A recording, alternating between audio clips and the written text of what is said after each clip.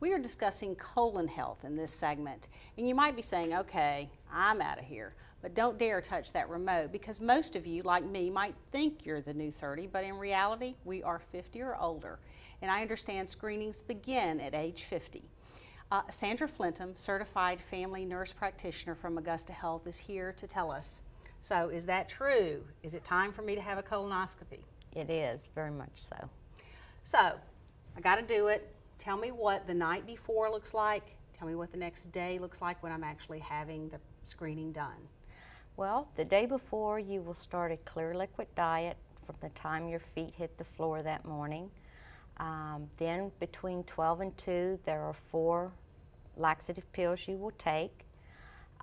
Between 4 and 6 that evening you will start drinking your prep solution, which is a gallon of stuff.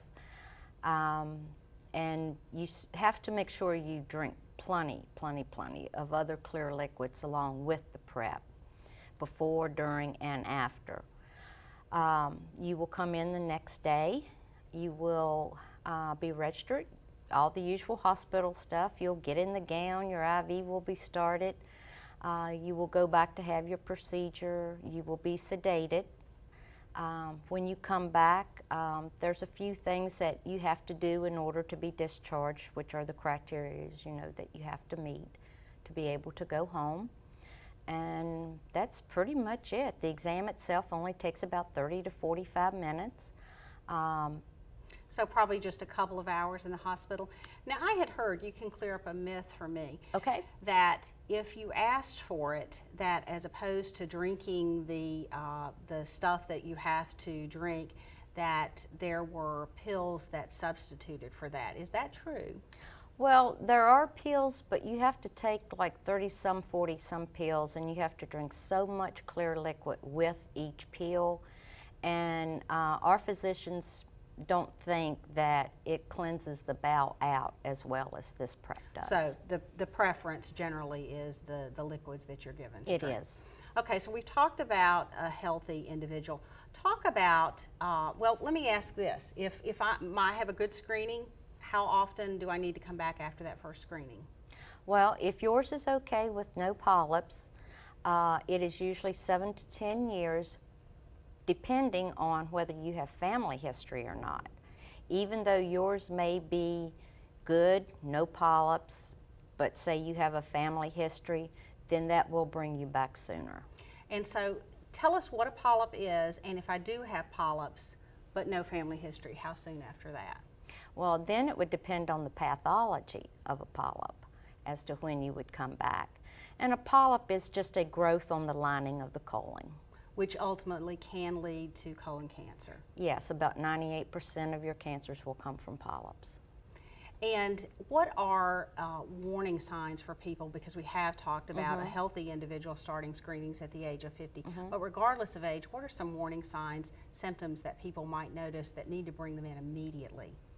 Well, the ones that we really look at are abdominal pain, changes in your bowel habits, the caliber of the stool, constipation, and those are sort of vague. You may think, otherwise there may be something going on, but those are the main ones that you would probably look for. So people just need to pay attention to their bodies, and if they notice changes of that kind, they really need to come in and get screened. What are some of the risk factors for people that need to pay attention, and maybe they need screenings to begin before the age of 50 if they have some of these risk factors? Well, one risk factor would really be if you had blood in the stool. That would really sort of set the alarm off. And then, some of the others that I mentioned that go along with the rectal bleeding. And also, you mentioned family history of cancer. I think I read that obesity is another concern to pay attention to, where people, if they have a number of risk factors, might be needing to get screened before the age of 50. Right. Some of the obese people can be at higher risk for cancers. How do people make an appointment with Augusta Health to be screened, to get a colonoscopy? Well, our clinic requires a referral from your primary care doctor, and then once we receive the referral, we will call you. We will set up an appointment, and we usually, will ask you if you have a day preference or a doctor preference.